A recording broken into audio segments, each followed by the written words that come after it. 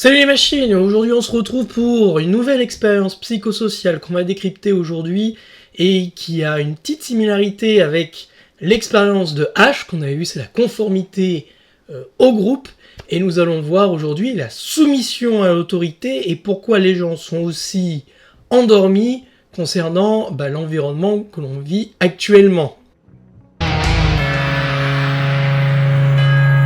Alors, me revoilà assez vite parce que... Alors aujourd'hui, nous allons nous concentrer sur Milgram, l'expérience de Milgram. Alors, qu'est-ce que c'est ? Justement, on va au tableau voir un petit peu ce qui s'en dégage. Alors,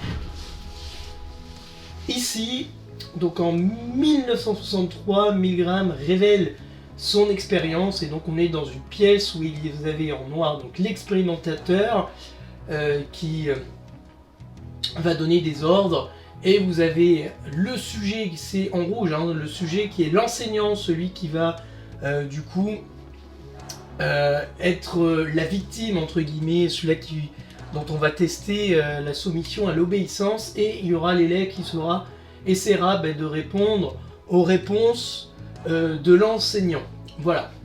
À chaque fois que l'enseignant va poser une question et que l'élève répond mal, on va demander à l'enseignant, c'est l'expérimentateur qui va demander à l'enseignant d'appuyer sur un bouton électrique qui enverra une décharge électrique à l'élève. Voilà à peu près.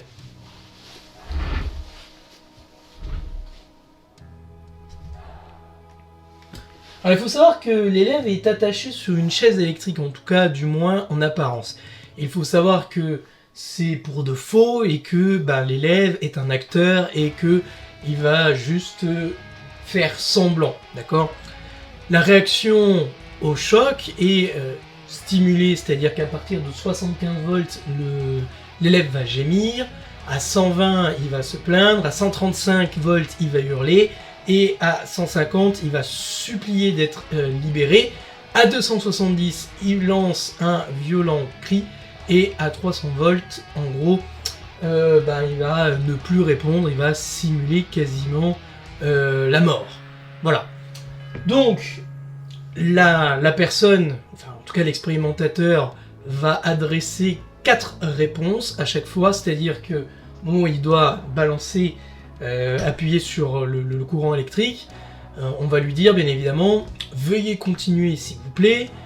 L'expérience exige que vous continuez, il est absolument indispensable que vous continuez, et en 4, c'est vous n'avez pas le choix, vous devez continuer. Donc,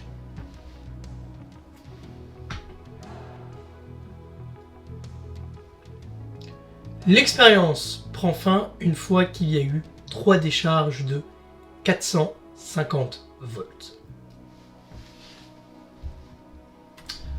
Donc, comme vous l'aurez compris, l'enseignant balance des questions, si l'élève répond mal, alors dans ce cas-là, il y a bouton électrique, une réaction de l'élève, et ensuite, pour continuer le sujet suivant, l'expérimentateur va balancer les 4 phrases que vous avez entendues. Et on va voir jusqu'où la personne est capable d'aller, pour voir si évidemment, il y a une soumission à l'autorité. Alors, ce qu'on a remarqué en conclusion, c'est que, évidemment, très souvent, les personnes vont aller jusqu'au bout. Et ça, c'était pas forcément les résultats souhaités, mais par contre, ce qu'on sait, c'est qu'à partir de 150 volts, la majorité des enseignants commencent à manifester des doutes et interroge l'expérimentateur qui est à leur côté. Évidemment, l'expérimentateur, qu'est-ce qu'il va faire ? Il va essayer de rassurer les enseignants en disant que de toute manière, ils ne seront pas responsables des conséquences. Et quand le sujet hésite, l'expérimentateur a pour consigne de lui demander d'exiger, et on repart sur les 4 phrases qu'on a vues tout à l'heure. Et qu'est-ce qu'on peut en tirer en conclusion ? Parce que il y a des conclusions. C'est que plus la crédibilité de l'expérimentateur est élevée, plus il y a obéissance. Et on a remarqué que du coup, quand c'est quelqu'un qui est cher dans l'estime du sujet, que ça peut être la famille ou voire l'État qui démontre une forme d'autorité absolue, alors l'obéissance est quasiment aveugle. Si on lui dit qu'il y a une perte de responsabilité et des conséquences, alors dans ce cas-là, l'obéissance augmente. Et pire encore, si on le menace et qu'il y a déclenchement de l'anxiété, donc du coup du stress, de l'hormone de stress, alors dans ce cas-là, l'obéissance augmente. Et ça, comment on peut le savoir ?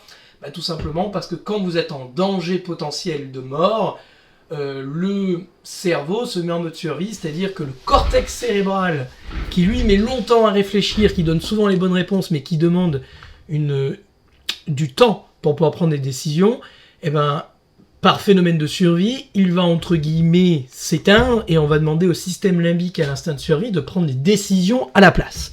Donc du coup, quand vous êtes sous l'effet de la peur et de la survie, votre cerveau ne prend plus de décisions logiques, il prend des décisions qu'il juge nécessaires à la survie.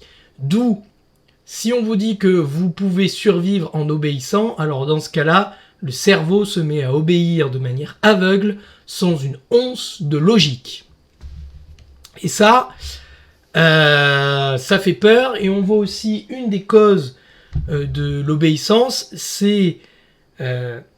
c'est-à-dire l'expérience de H qu'on a vue, c'est-à-dire la capacité à se soumettre au groupe, c'est-à-dire que les personnes qui obéissent sont souvent des personnes qui sont influencées par le groupe. L'homme est un animal social.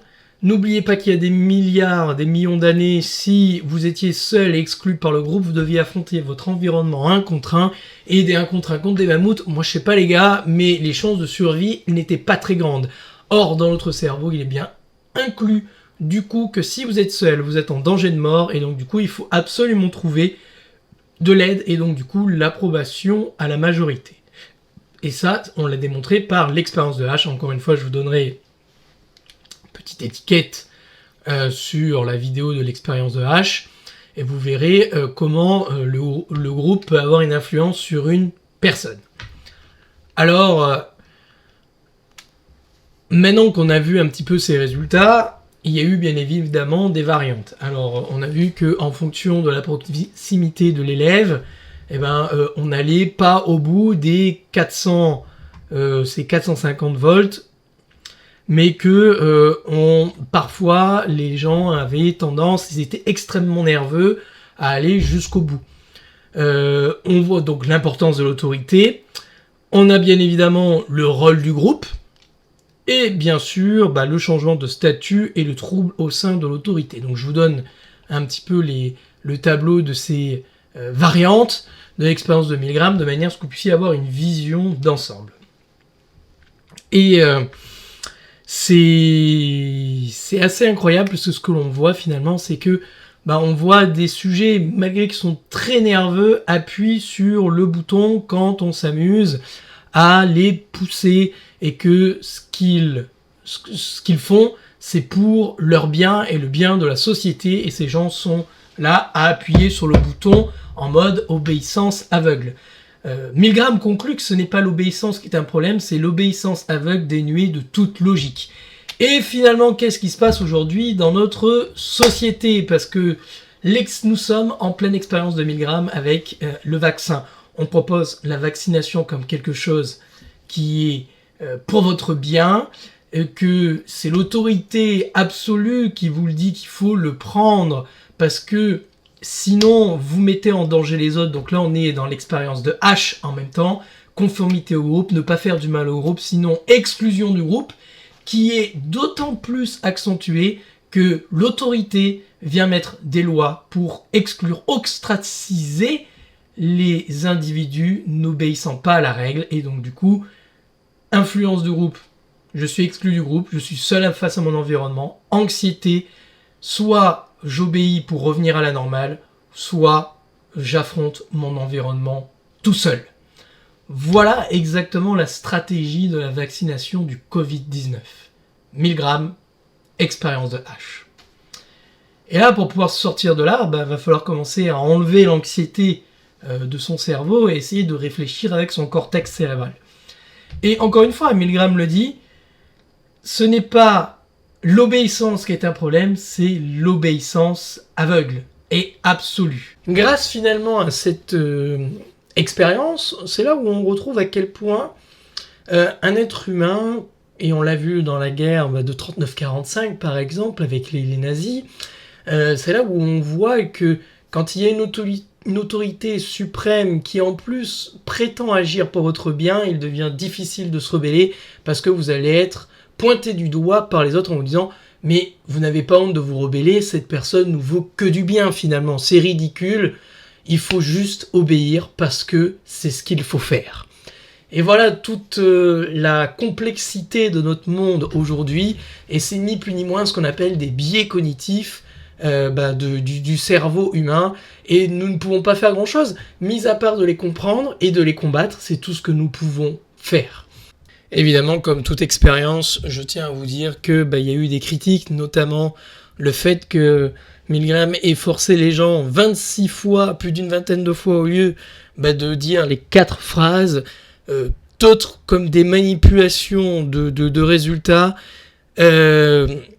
qui portent à confusion. Néanmoins, aujourd'hui, si on peut remettre l'expérience dans son état, je tiens à vous dire que le Covid-19 est vraiment la preuve que l'expérience de Milgram marche. Voilà, c'était tout pour cette expérience de Milgram qui est en ordre absolu aujourd'hui avec le Covid, plus l'expérience de H que je vous... Si vous voulez savoir, tout simplement, allez voir la vidéo de l'expérience de H. Moi, je vous dis, likez, partagez cette vidéo parce que c'est super utile pour comprendre aujourd'hui la manipulation du Covid. Et puis, bien évidemment,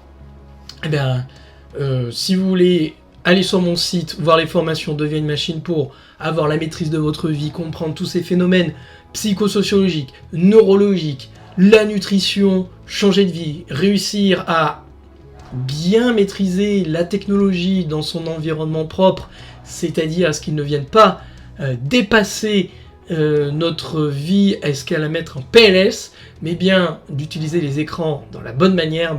N'oubliez pas, il y a les coachings, c'est dans la description, rubrique contact deviensunemachine.fr, et moi je vous dis qu'on se retrouve de l'autre côté. Ciao.